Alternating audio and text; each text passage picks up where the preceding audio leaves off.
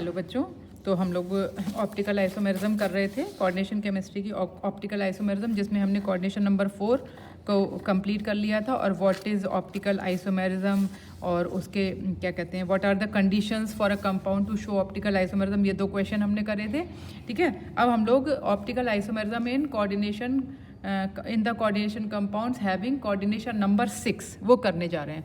तो इसमें coordination number 6 का मतलब है कि किसी भी मेटल से अगर 6 लिगेंड जुड़े हों, लिगेंड कितने होने चाहिए 6, लेकिन ये लिगेंड्स अलग अलग तरह के होते हैं। ठीक है, अलग अलग तरह का मतलब है किसी में सिर्फ 2 तरह के लिगेंड हो सकते हैं, 4 तरह के, 5 तरह के, 6 तरह के, कितने भी हो सकते हैं।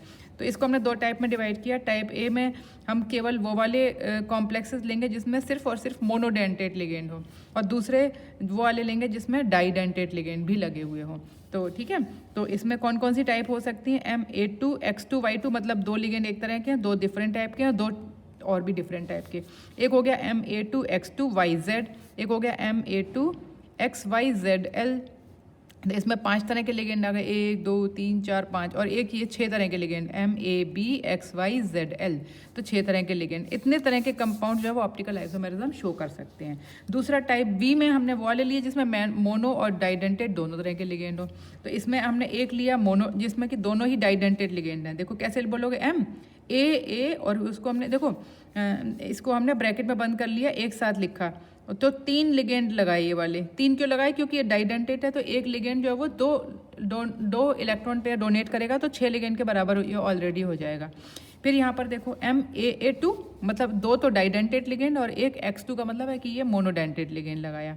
ठीक है, तो ये टोटल कितने हो गए, टोटल 6 इलेक्ट्रॉन पेयर हो गए। देखो 2 डाइडेंटेट लिगेंड है, तो 2 और 2 + 2 4, तो यहाँ पर इलेक्ट्रॉन देगा इलेक्ट्रॉन पेयर, और ये 2 इलेक्ट्रॉन पेयर यहाँ, तो टोटल 6 इलेक्ट्रॉन पेयर हो जाएंगे। ऐसे ही यहाँ पर देखो MAA2 XY, यहाँ तो यहाँ पे एक लिगेंड चेंज किया है।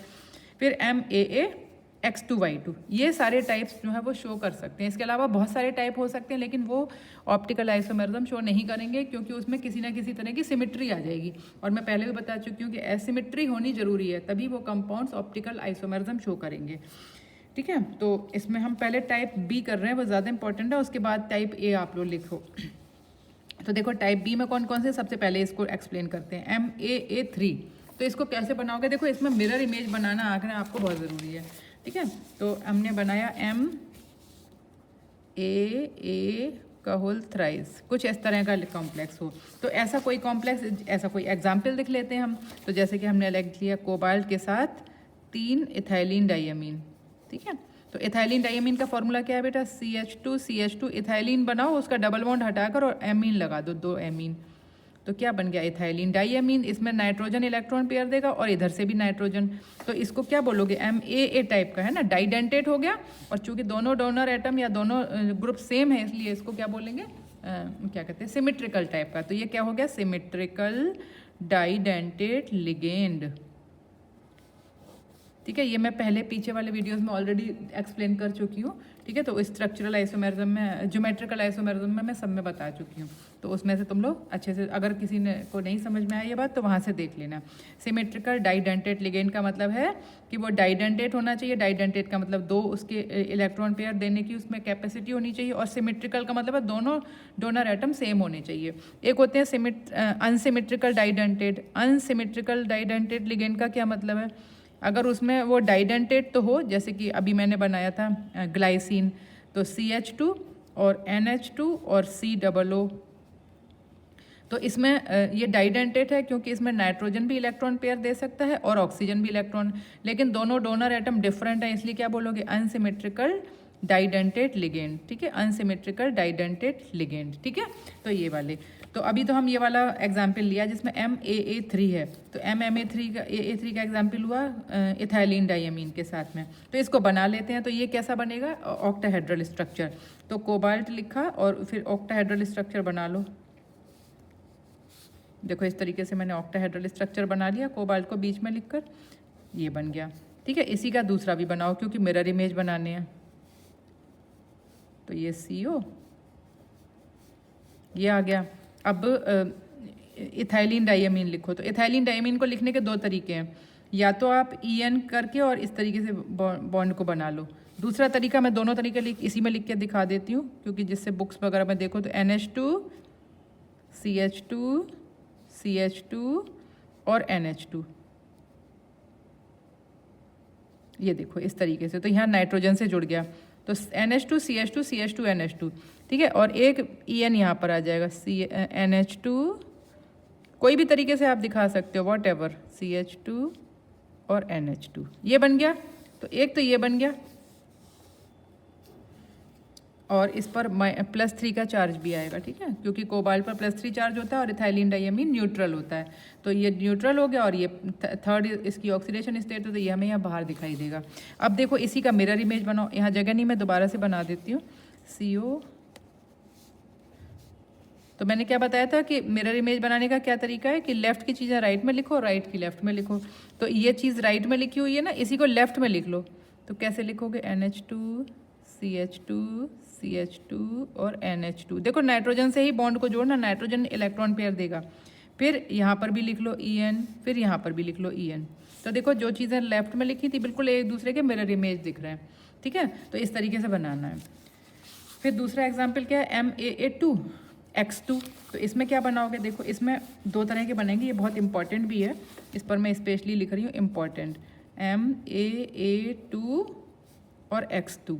तो इसमें जो है वो सिस ट्रांस दो तरह के बनते हैं। इसका जो सिस स्ट्रक्चर है वो ट्रांस स्ट्रक्चर है वो तो ऑप्टिकली इनएक्टिव होगा, और सिस वाला ऑप्टिकली एक्टिव होगा। देखो कैसे, पहले मैं इसका ट्रांस बना देती हूँ। ट्रांस कैसे बनाऊंगी, तो इसका हम एक कोई एग्जाम्पल ले लेते हैं, ठीक है। जो मैंने लिखा है वही दे देती हूँ, जिससे कि आप नोट्स में भी वही कर लोगे। तो इसमें एग्जाम्पल आ गया, कोबाल्ट के साथ ही ले लेते हैं EN और 2 क्लोराइड लगा लेते हैं। ये वाला एग्जाम्पल ले लेते हैं, कोबाल्ट और EN हमने लिख लिए, 2 वहाँ 3 थे, तो इससे तुम्हें याद भी रहेगा एग्जाम में लिखने के लिए। ये देखो, तो 2 EN लगाओ और 1 क्लोराइड लगाओ। तो देखो पहले मैं इसका ट्रांस स्ट्रक्चर बनाती हूँ। तो मैंने लिखा ट्रांस स्ट्रक्चर बनाओ, सबसे अच्छा तरीका रहता है आप इस तरह से बनाओ। ये तो ट्रांस स्ट्रक्चर का मतलब है जो सेम लिगेंड्स है वो सेम ट्रांसपोजिशन पे बना दो। तो क्लोराइड और क्लोराइड, ये देखो ट्रांस पोजीशन पे सेम लिगेंड आ गए ना, तो ट्रांस स्ट्रक्चर हो गया। ज्योमेट्रिकल आइसोमरिज्म में हम ये ऑलरेडी पढ़ चुके हैं। और एक EN इधर लगाओ और एक EN इधर लगाओ, ठीक है। तो इसका देखो मिरर इमेज भी बिल्कुल सेम बनेगा। मिरर इमेज कैसा होगा, जो कि सुपर इम्पोजिबल होगा, CO और Cl यहाँ पे, Cl यहाँ पर, और लेफ्ट की चीज़ राइट में लिखना चाहोगे, राइट की लेफ्ट में लिखना चाहोगे, तो बिल्कुल सेम होगी। तो इसका मतलब है कि इसमें सिमिट्री आ गई, कैसी, प्लेन ऑफ सिमिट्री आ गई।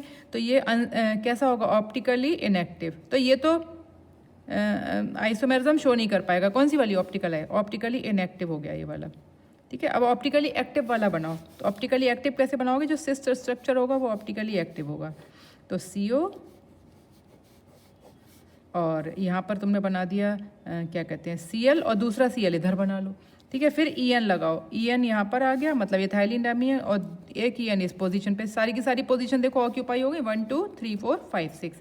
अब इसका मिरर इमेज जो होगा वो सेम नहीं होगा, वो आइडेंटिकल नहीं होगा। देखो CO,